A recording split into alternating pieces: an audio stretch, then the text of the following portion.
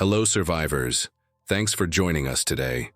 Before we begin, if you enjoy our stories, please subscribe to the channel. It really means a lot. Also, tell us in the comments which city you're listening from. It's great to see how far our community reaches. Now, let's start the story. The Humvee rattled like a kicked can, each pothole on the outskirts sending a jolt through my spine that had nothing to do with the rough road. Dawn was maybe an hour old, painting the eastern sky in bruised purples and dirty oranges over the skyline of Port Sterling. Normally, that sight meant the end of a long night watch or the start of a training day back at base. Not today. Today felt wrong, like the air itself was holding its breath. Lieutenant Price sat shotgun, eyes scanning the dilapidated warehouses, lining the road jaw tight. Behind me, Corporal Diaz chewed gum with furious intensity, his M4 resting across his lap. Miller, the new private barely shaving, looked like he was going to vomit into his helmet. Can't blame him. None of us knew what the hell we were really rolling into. The call had come down just before Reveille. Civil unrest downtown, reports of violent clashes. Local PD requesting immediate Marine support. Sounded like a bad riot, maybe fueled by whatever weird flu strain had been making headlines. But the urgency in battalion's voice, the immediate deployment of 2 full platoons with live rounds, that wasn't standard procedure for crowd control. We were Echo Company, 2nd Platoon. Trained killers, not riot cops. Something was way off. Eyes. Sharp people. Price's voice crackled over the internal comms. Intel is spotty. Reports mention aggressors exhibiting extreme violence, unresponsive to pain or standard deterrence. Assume hostiles are armed and dangerous. Unresponsive to pain? Diaz muttered, spitting his gum out the open side window. Sounds like PCP cranked to 11. Whatever it is, stick to your training, Price snapped back. Escalation of force protocols are in effect, but if lethal force is warranted, aim, center mass. Center mass. Standard doctrine. But something about Price's tone, the way he avoided eye contact when he said it, gnawed at me. He knew more than he was letting on. Or maybe he just felt the same wrongness I did. The wrongness intensified as we got closer to the designated staging area near the Port Authority building. Abandoned cars littered the streets, some angled. Crazily, doors hanging open. Shattered glass glittered on the sidewalks like malevolent confetti. A thin haze of smoke hung in the air, carrying the acrid smell of burning tires and something else. Something metallic and vaguely sweet, like rotting fruit. "Where is everybody?" Miller whispered, his voice barely audible over the Humvees. He was right. The streets were deserted. No civilians running, no cops directing traffic, not even the usual morning commuters trying to navigate the chaos. Just emptiness and the unsettling silence broken only by distant, sporadic sirens that seemed to be fading rather than approaching. Staging area ahead, the driver, Corporal Jenkins, announced. No sign of 1st Platoon. The designated spot was an open plaza in front of a modern glass and steel office building. Empty. No command post, no other military vehicles, nothing. Just a single police cruiser parked haphazardly, its driver's side door riddled with bullet holes, windshield smashed inward. Echo 2 actual, this is Echo 2-1, Price transmitted into his handset. Staging area is cold, no sign of 1st Platoon, or local PD command. Requesting sitrep, over. Static hissed back. He tried again. More static. Comms are jammed? Diaz asked, already checking his own radio pack. Or maybe just overwhelmed, Price said, but his knuckles were white where he gripped the radio. Jenkins, find us some cover, park us facing the main intersection. Marcus, Diaz, Miller, dismount. Establish a perimeter. Sergeant Chen, keep trying to raise command. We spilled out of the Humvee, weapons up, scanning the surrounding buildings. The silence here was heavier, broken only by the wind whistling. Through broken windows and the distant unsettling sounds of the city, tearing itself apart, I took point, moving toward the corner of the office building, Diaz and Miller covering my flanks. The air smelled worse here. That metallic sweetness mixed with something fecal and sharp, like ammonia. "Got movement," Diaz hissed, nodding, toward an alleyway across the plaza. I raised my rifle, peering through the Ace Yog sight. A figure stumbled out of the shadows, silhouetted against the rising sun. It was a man in a business suit, or what was left of it. His tie was askew, shirt torn and stained dark red. He moved with a jerky, uncoordinated gait, head lolling to one side as if his neck was broken. He wasn't looking at us, just shuffling aimlessly toward the bullet-riddled police cruiser. "Hey, sir," Miller called out, taking a step forward. "Are you injured?" "Miller, hold," I snapped, grabbing his arm. "Something's wrong with him." The figure stopped at the sound of Miller's voice. Its head snapped around with an audible crack, fixing us with eyes that seemed unnaturally wide, pupils dilated to black pits. It opened its mouth, but no words came out, just a low, wet gurgle. Then it started moving toward us, faster than its shambling gait suggested possible. It wasn't running exactly, but lurching forward with a horrifying, relentless purpose. "Sir, identify yourself," I shouted, my training kicking in despite the dread coiling in my gut. "Stop where you are." It didn't slow down. Its jerky movements became more pronounced, limbs flailing slightly as it picked up speed. The front of its suit was soaked, not just stained in dark, glistening blood. "Non-lethal first," Price ordered over the comms. "Beanbag round, Diaz." Diaz raised his Mossberg sidearm, the distinctive thump echoing in the plaza as he fired. The less lethal round. It struck the figure squarely in the chest, a solid impact that should have knocked the wind out of anyone, sent them staggering back. This thing barely flinched. It paused for a fraction of a second, head twitching, then resumed its advance, that wet gurgle rising in pitch to an animalistic snarl. "Holy shit," Miller breathed beside me. "Lethal force authorized," Price's voice was tight. "Engage!" My finger tightened on the trigger. 3 rounds, center mass, just like training. The impacts threw the figure back half a step, dark holes appearing in its ruined suit jacket. It stumbled, clawed at its chest almost. Curiously, then kept coming. Its eyes, those black pits, were locked onto us. "Headshots!" I yelled, overriding Price's earlier command based on instinct. "Aim for the head!" Diaz fired again, this time with buckshot. The spread caught the figure in the upper chest and, tearing flesh, but it didn't stop. Miller, finally reacting, raised his M4 and squeezed off a burst. Several rounds hit, one seeming to pass clean through the figure's shoulder without effect. It was almost on us now, maybe 20 feet away, reaching out with hands stained black with dried blood. I brought my rifle up, ACOG sight finding the center of its forehead, and fired.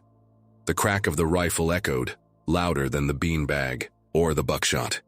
The figure's head snapped back violently, a spray of dark fluid erupting from the exit wound. It collapsed instantly, limbs tangling, hitting the pavement with a wet smack like a dropped side of beef. Silence descended again, broken only by our ragged breathing and the distant sirens. We stood there, staring at the body, the impossible, reality sinking in. Center mass hadn't worked. It took a headshot to put it down, and it hadn't flinched from pain. What the fuck was that? Miller finally choked out, his face pale green. "Contact!" Jenkins yelled from the Humvee. "Multiple contacts approaching from the north." We whirled around. More figures were emerging from the side streets drawn by the gunfire. 5, then 20. Civilians mostly, in various states of dress and disarray, all moving with that same jerky, unnatural gait, all stained with blood, all heading straight for us. "Back to the vehicle," Price ordered. "Now!" We scrambled back, firing as we retreated. Headshots dropped them, but there were too many. For everyone we put down, 2 more seemed to take its place. They weren't fast runners, but they were relentless, ignoring injuries that would cripple any normal human. A bullet tore through one's leg. It kept coming, dragging the useless limb. Another took multiple rounds to the torso. dark fluid spraying, but didn't slow until a headshot finally ended it. We piled into the Humvee, Jenkins already throwing it into reverse. Bodies thumped against the armored sides as we plowed through the growing crowd. Looking back through the rear portal, I saw dozens more pouring into the plaza, a tide of twitching, blood-stained figures drawn by the sound of combat. Sergeant Chen, status. Price demanded, grabbing the handset again. Still nothing from command, Lieutenant, Chen reported, her voice strained. But I'm picking up fragmented civilian broadcasts, emergency alerts, talking about infection, biting. Price looked at me, his eyes wide with dawning horror. I met his gaze, the same terrible understanding passing between us. This wasn't a riot. This wasn't PCP. This was something else, something out of a goddamn horror movie, and we were right. In the middle of it on day one, the city was falling apart faster than we could comprehend. Price tried raising command again, then battalion, then any friendly unit frequency. Nothing but static or chaotic, fragmented transmissions talking about overrun checkpoints and emergency quarantines that were clearly failing. We were on our own. New objective, Price announced, his voice regaining some of its command authority despite the tremor I could hear underneath. Find 1st Platoon. Their last reported position was near the Harrison Memorial Hospital complex, securing a potential evacuation point. Maybe they've got comms. Harrison Memorial, one of the biggest hospitals in the state. If this infection spread like the broadcasts hinted, bites, rapid onset, then a hospital would be ground zero. Sir, heading toward a hospital sounds like suicide, Diaz argued, reloading his shotgun. That's where these things probably started. It's also where 1st Platoon was, Price countered, and it's the only lead we have. Jenkins, plot us a route. Avoid main arteries. Chen, keep trying those frequencies. Marcus, keep your eyes peeled. Miller, stop looking like you're gonna puke and watch our 6. We rolled through streets that looked like scenes from a disaster movie. Cars crashed and abandoned, fires burning unchecked in storefronts, bodies lying in the gutters, some still, some twitching, and the infected. They were everywhere. Now, drawn by the sounds of chaos, moving with that relentless, jerky gait. Most were slow shamblers, easy enough to avoid if you saw them coming. But occasionally we'd see one move faster, breaking into a lurching sprint, eyes fixed on some unseen target. See that? I pointed toward a figure scaling a chain-link fence with surprising agility, dropping down into a backyard. They're not all slow. Noted, Price said grimly. Variable speeds. Any other observations? They seem drawn primarily by sound, Diaz offered. The gunfire back at the plaza drew dozens, but they also reacted to Miller calling out. Visual stimulus seems secondary but present, I added. The first one didn't notice us until Miller spoke, but then it locked on visually. And headshots are the only reliable stop, Price summarized. Okay, new rules of engagement: conserve ammunition. Avoid engagement unless necessary. If engaged, headshots only. Keep noise to a minimum. We continued toward the hospital district, the signs of breakdown growing more pronounced. We passed a National Guard checkpoint that had been overrun.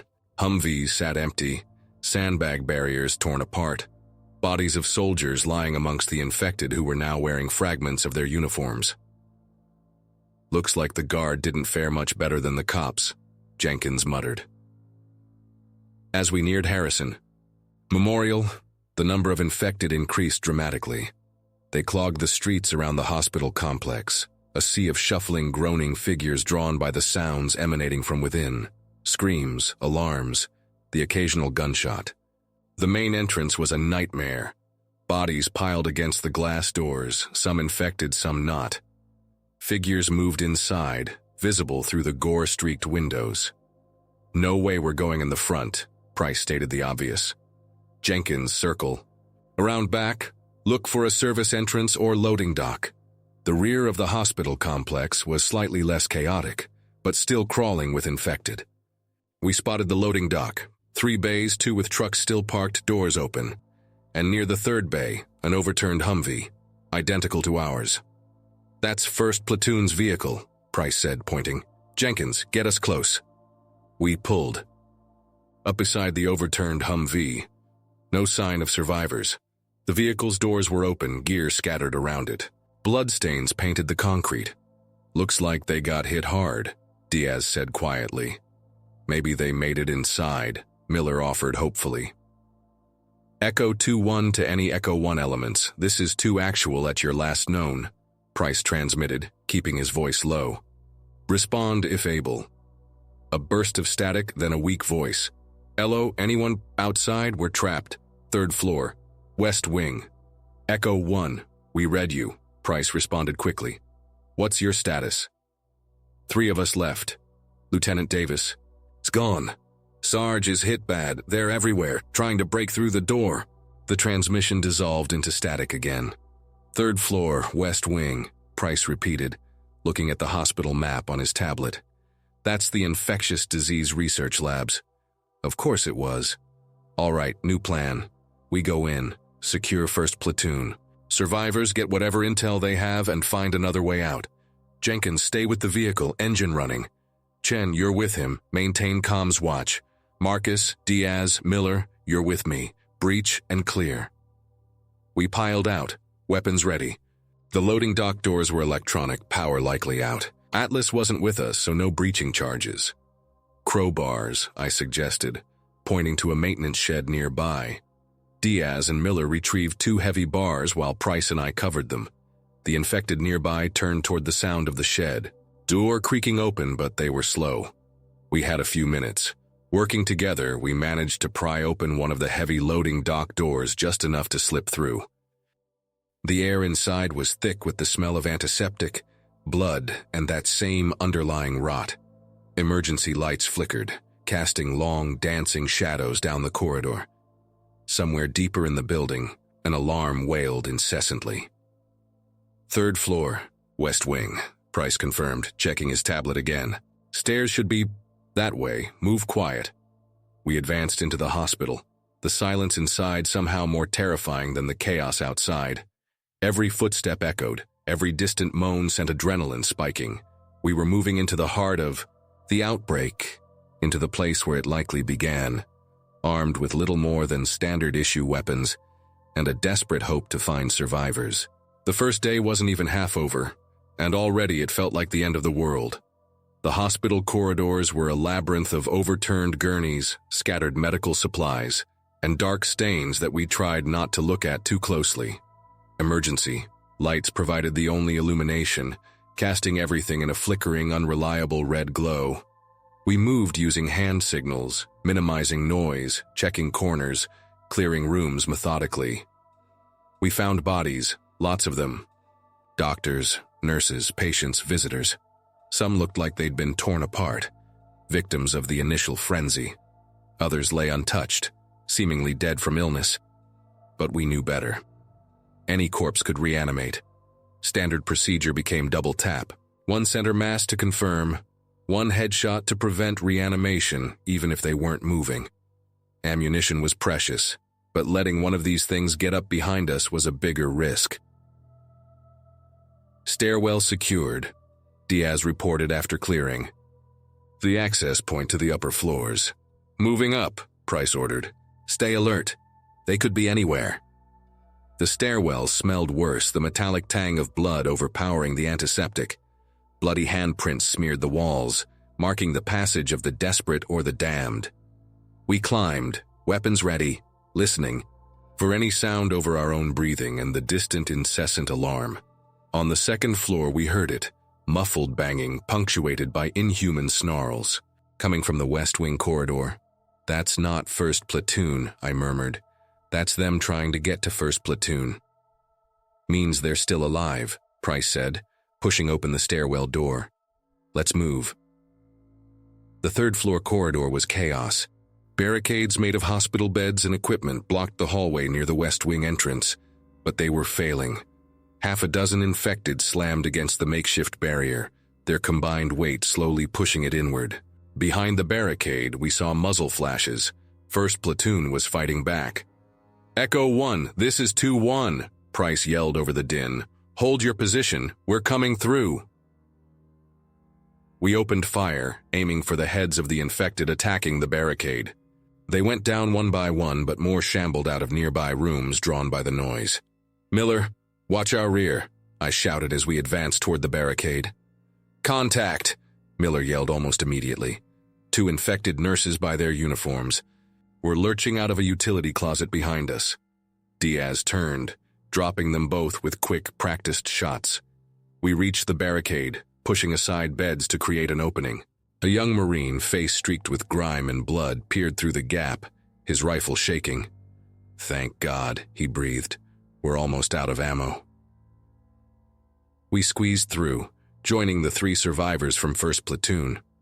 One was the Marine who'd greeted us, Private Ramirez.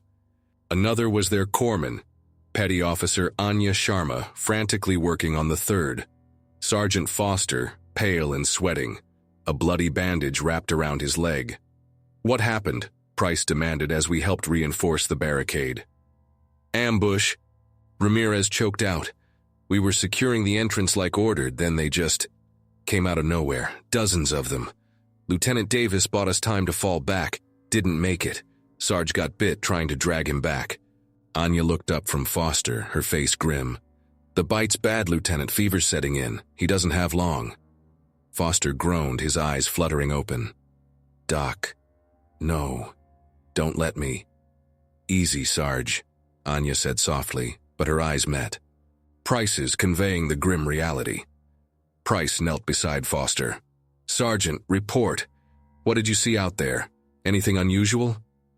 Foster coughed, a wet, rattling sound. They weren't just shambling. Some of them coordinated. Flanked us, used cover. His words trailed off as another wave of tremors racked his body. Coordinated? Using cover? That wasn't like the mindless infected we'd encountered so far. That was new. More coming, Diaz yelled from the barricade. The infected slammed against our reinforced position with renewed ferocity. We fired sparingly, making every shot count, but our ammunition wouldn't last forever. The research labs, Anya said suddenly, pointing down the corridor behind us. Dr. Reynolds mentioned secure labs, reinforced doors. Maybe we can hold out there. Worth a shot, Price agreed. Ramirez, Miller, help Anya with Foster. Diaz, Marcus, cover our retreat. We fell back down the corridor, firing in short bursts to slow the pursuing infected. The lab doors were heavy steel, requiring keycard access. Anya swiped Foster's borrowed card and the lock clicked open. We piled inside, slamming the door shut just as the first infected reached it. Heavy bolts slid into place. Safe, for now. The ER lab was sterile, brightly lit, a stark contrast to the carnage outside. Containment hoods lined one wall. Centrifuges and microscopes sat on stainless steel counters. And on a central monitor, lines of code scrolled rapidly. Research data still active. This is it, Anya breathed, moving toward the computer. Project Echo files. As she worked, I checked Foster. His breathing was shallow, skin clammy, eyes rolling back. The infection was progressing fast. Lieutenant, I said quietly, meeting Price's gaze. We both knew what had to be done. Price nodded grimly and drew his sidearm. He knelt beside Foster again. Sergeant, he said, his voice thick with emotion. You served with honor. Semper Fi. Foster managed a weak nod, a single tear tracing a path through the grime on his cheek. Price raised the pistol. The shot echoed in the sterile lab. Silence. Then Anya spoke, her voice hollow. Found it. Reynolds notes. The kill switch. Nuclear fail-safe. Needs dual authorization. Hers and Director Matthews. Matthews. Is likely dead or turned, Price said. We saw his office building from the staging area, heavy smoke. There's something else, Anya continued, scrolling frantically. Contingency protocols, mention of alternate command authorization? General Harding? Fort Hadley? Fort Hadley, the regional command base 2 hours west. Maybe there was still a chain of command functioning. Can you transmit? Price asked Sergeant Chen over the comms, who was still back at the Humvee. Negative, Lieutenant. Chen's voice was strained. Atmospheric interference, heavy jamming. Getting worse, but I picked up something else before it cut out. Military. Broadcast. Mentioning alpha variants. Exhibiting tactical behavior, coordinating attacks. Alpha variants. Coordinated attacks. Foster hadn't been delirious. This confirmed it. We weren't just fighting mindless corpses. There was something else out there, something new, something smart. The banging on the lab door intensified. Not just fists now, but heavy impacts, as if they were using equipment as battering rams. The steel door buckled slightly. They're learning, Diaz whispered, aiming his rifle at the door. Or something's telling them what to do. We need to get this data out, Price decided. Anya, can you copy it? Working on it, she replied, plugging a ruggedized military hard drive into the terminal. But the files are massive, encrypted. How much time? Maybe 10 minutes for the core data. The door buckled again, a visible dent appearing. Near the lock mechanism. They wouldn't need 10 minutes. Plan B, I said, thinking fast. The ventilation system. These labs have isolated systems, but they connect to the main roof access. Price caught on immediately. Can we climb up? It's tight. Designed for maintenance drones, but maybe, I said, pointing to an access panel near the ceiling. Better than waiting here. All right, Price made the call. Anya, keep that download running. Diaz, Miller, Ramirez, give me a boost. We'll check the shaft. Marcus, hold this door. I took position, rifle ready, watching the steel door bulge inward with each impact. The sound was deafening, the metal groaning in protest. I could hear them on the other side, those wet gurgles and snarls, the sound of dozens, maybe hundreds pressing against the barrier. Diaz and Miller boosted Price up to the access panel. He wrestled it open, revealing a dark, narrow shaft lined with pipes and conduits. It's tight, he reported, shining his flashlight up. But it goes all the way up, looks clear. Download at 50%, Anya called out. Another massive impact hit the door, and a hairline crack appeared near the hinges. They were getting through. No time, Price decided. Anya, grab the drive, we're going up. Diaz, you're first. Diaz scrambled up, Price pulling him into the shaft. Miller followed. Ramirez hesitated, looking back at the buckling door. Go! I yelled. He scrambled up after Miller. Anya! Price called down. Almost! Got it! She yelled back, yanking. The hard drive, just as the lab door ripped open. The first infected stumbled through, eyes locking onto Anya. I opened fire, dropping it, then the next one that followed. But more were pouring in.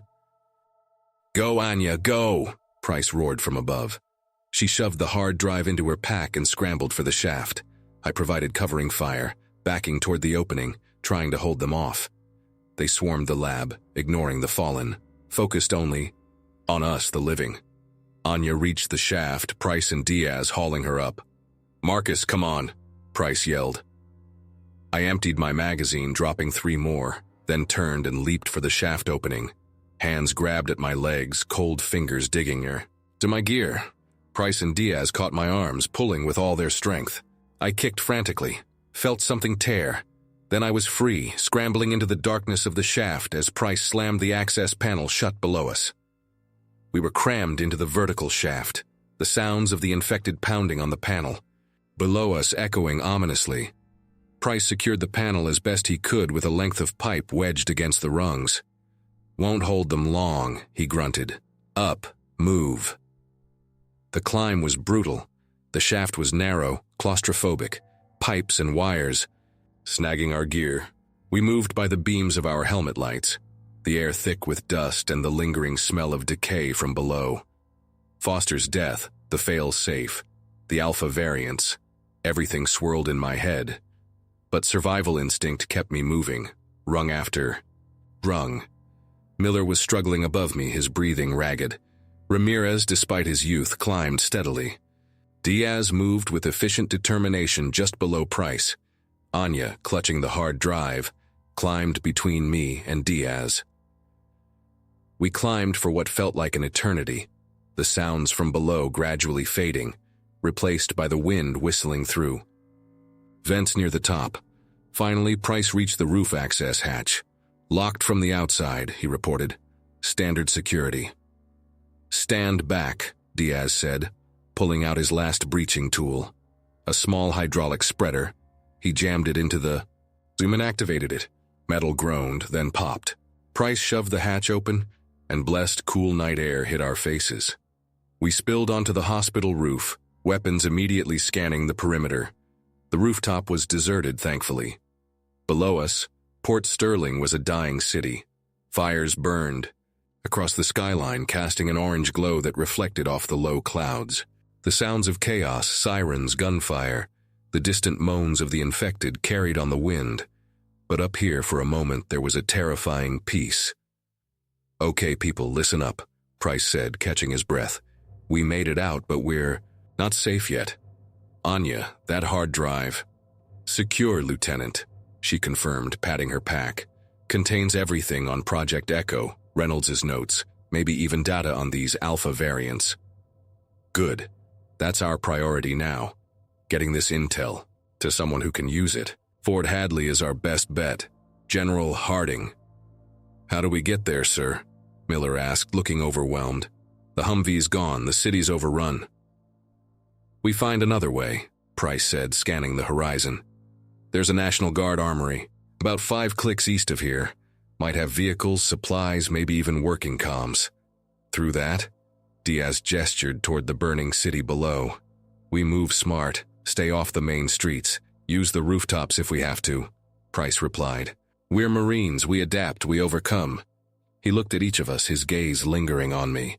"Marcus, your point, get us to that armory." I nodded, checking my rifle, down to my last 2 magazines. Diaz had 3, Ramirez 2, Miller 2. Anya had her sidearm. Not much firepower for crossing a city filled with coordinated, potentially intelligent undead.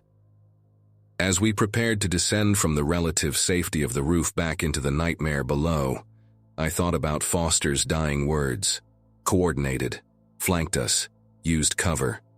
And Sergeant Chen's intercepted transmission. Alpha variants exhibiting tactical behavior. This wasn't just mindless hunger. Something was different about this outbreak, right from day one. We'd survived the ambush at the hospital, but the real fight, the one against whatever was leading these things, was just beginning. The first day was ending, but the war was far from over. We were 5 Marines and a hard drive full of secrets against a city full of monsters, some of which might be smarter than we knew. Getting to that armory wouldn't be easy. Getting to Fort Hadley felt damn near impossible. But we had our orders, we had each other, and we had the intel that might just give humanity a fighting chance. We just had to survive the night.